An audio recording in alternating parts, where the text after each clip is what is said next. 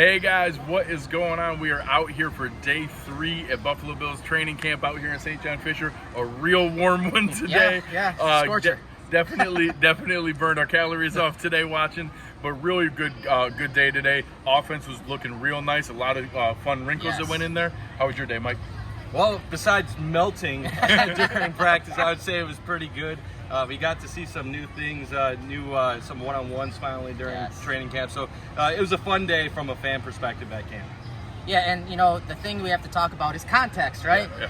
First day was red zone, second day was third down, today was base offense, a lot of first and second down plays for the offense and defense. So as we break down what happens at practice today, look at it through that lens, that context. Starting with on the offensive side, so a lot of run-in stuff. Yes. So a lot of stuff you could see early on. Eric pointed out that a lot of the linemen were working through a lot of trap and movement back and forth. You saw them getting ready in their stances, getting out of there and moving. And then in the run game, we saw a lot of inside duo, inside power stuff to be able to get ready.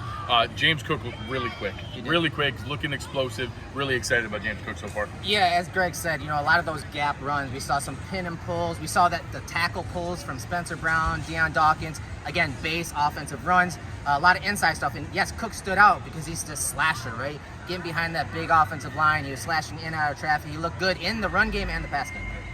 Yeah, Cook is obviously dynamic, and you heard Bean before practice talk about yin and yang with Cook and Harris. It's going to be a two-headed monster this year, and I think it's going to be fun for us to see. Yeah, a couple things. We saw a decent amount of first-team reps. Cook is always first up, but Harris was in there a fair amount. Osiris Torrance got the first reps again at guard on the first team. That was interesting to see. We saw Bates get some of his first action going in for Mitch Morris. A lot of things we identified when they're in 12 personnel. So you have Kincaid and Knox on the field.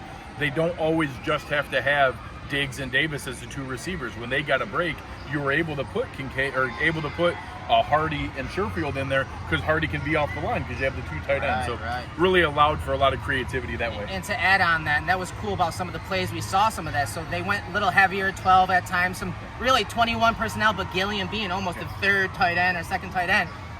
And they ran play action, so they ran a lot of condensed formations, ran that inside zone, ran that duo. Then next thing you know, they're pulling a guard on a play action pass, and they're hitting passes in the intermediate and sail concepts and digs over the middle. So that was some pretty cool stuff. Again, the tags, the play action passes on top of those run concepts that we were talking about. Even another wrinkle on there, they would go in with a heavy set. So you'd have the two tight ends, sometimes even with Gilliam, and then they'd flex out and motion into an empty set. So you're 5 wide, but you force the defense to be able to match with heavy base personnel. So you have two tight ends and a fullback. They're going to match with a third linebacker. All of a sudden, you flex out into 5 wide. You're good. If they don't match with that third linebacker, all of a sudden you have two tight ends and a fullback. You run it right at them. So having that optionality when you're in that position goes a long way. Any final thoughts on offense? Yeah, you guys talked a little bit about Sherfield. Going into camp, I didn't know what to expect from him. Was he going to be more of a run blocker? Was he going to be part of the pass game? I think it's pretty clear early on he's going to have a role on this team. He is more than just a special teamer. And even Hardy had a nice grab in traffic where he elevated in the air. So I think this is more than just a passing offense that's going to be Diggs, Davis, Kincaid, and Knox. Those depth receivers are also going to play a role. Yeah, I agree. I can see them playing more than our traditional 4th and 5th receiver. Shakir is getting in there all the time. That top 5 is very defined. Those top 5 have separated themselves from the rest of the group. They get every rep with the first team unit, but they all get reps. So you see Sherfield in there, you see Shakir in there, you see Hardy in there. They're in there all the time. That's definitely a defined one. Eric, what were your first thoughts on defense? Well, again, base concepts. And for McDermott and him calling the plays on defense, they were aggressive. They were blowing up run plays. They were blowing up pass plays, sending blitzes, 5, 6-man blitzes with a linebacker going and a safety coming behind him. Very reminiscent of Jim Johnson with the Eagles years ago. He was very aggressive on early downs, which was good to see. Again, we need a little different philosophy on defense, and it forced the offense to throw a lot of quick passes. You saw Josh Allen throw some of those, hot routes and sight adjustments to try to get rid of the ball.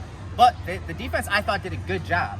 Especially Spector. Early on, the offense came out and a heavy set, went to that wide empty set, and they isolated Spector, and Kincaid ran a juke route where he made it look like he was running an out route, pivoted back to the middle of the field, separated 2 or 3 yards, had a really nice play. But later on in that segment, Spector was dropping out to the underneath zone versus 4 verticals, and Josh tried layering it to Kincaid, and Spector broke it up. So I will say, he took a lot of those first team reps, and for the most part, I thought he held his own. Yeah, it was great to see him get those shots at first team. So Valen Spector got, as far as I could tell, every first team rep at middle linebacker. There was no rotation that I saw. It was him and Milano, every first team rep.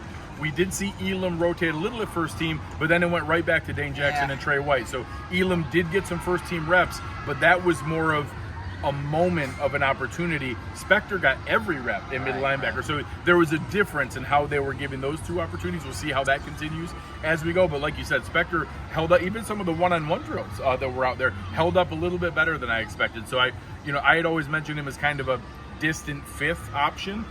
So far, it looks like maybe he's leapfrogged into a third position. Dorian Williams has gotten no middle linebacker reps whatsoever. AJ Klein has only been third team. It seems like it's pretty much Dodson, Bernard, and Spector as the three middle linebacker options, 100%. Which I don't know that I would have expected that coming into camp. Yeah, I'm with you on that. And it is interesting because we had some speculation. Obviously, we knew that Bernard was going to be part of it. We knew that Dodson would be one of the names. But Spector being a seventh-round pick and now in his second year already really getting an opportunity, it shows that he's been showing them stuff behind the scenes during practice. Maybe not a name that a lot of fans are familiar with, but he did ball out today, and it looks like he's going to be part of this competition. And like you guys said, with the secondary, it does look like even though Elam did have those scattered snaps with the first team, that he still has a little bit of a ways to climb in order to get to that number 2 role. Yeah, and along those lines, I don't know that I saw any first team reps with Benford. He was rotating second team. It was even him and Jamarcus Ingram on some of those. So it was either Elam or right back to Dane Jackson. So as Eric has said a couple times through these few days, right now it looks like Dane Jackson's job to lose. Like he certainly has a leg up on both guys. Benford's gotten a couple reps yesterday. Elam got a couple reps today, but they're rotating in with Dane. It's not like a 3-man wheel. It's always right back to Dane Jackson. So he seems to have a leg up there.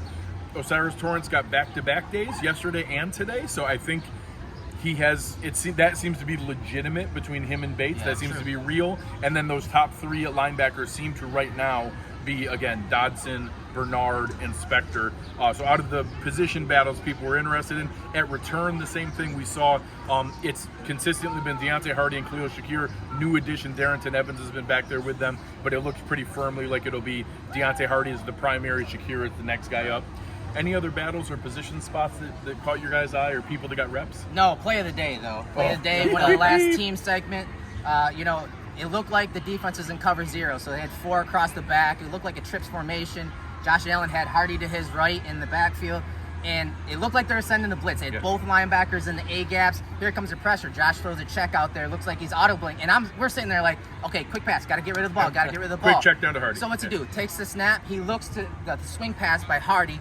Little pump fake there, and where does he go? Stephon Diggs, deep down the field on a deep post or over route for a likely touchdown. So just about 50 yards in the air. Yeah, cut us off guard. It's kind of reminiscent of last year, how he was going for those home runs. Again, training camp, it was fun. It was a good way to end the day in that team segment. Yeah. Any final thoughts for today, Mike? Yeah, I was going to say the same thing Eric just said. That was a great way to kind of wrap up today with the offense getting a dynamic play. And some things never change. Allen, in a moment like that, he wants to go after his guy, and Diggs, like normal, converts.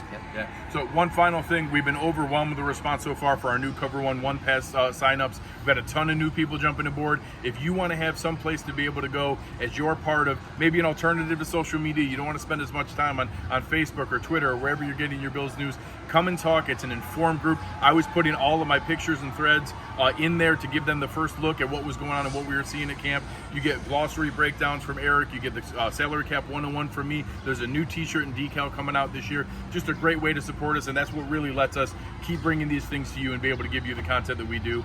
So just if you want to find a way to support us, sign up for that Cover One Patch. You'll see it in the description here in the show. But on behalf of Mike Bunt and Eric Turner, I'm Greg Thompson. You've been listening to our Cover One Day 3 recap, and we are out.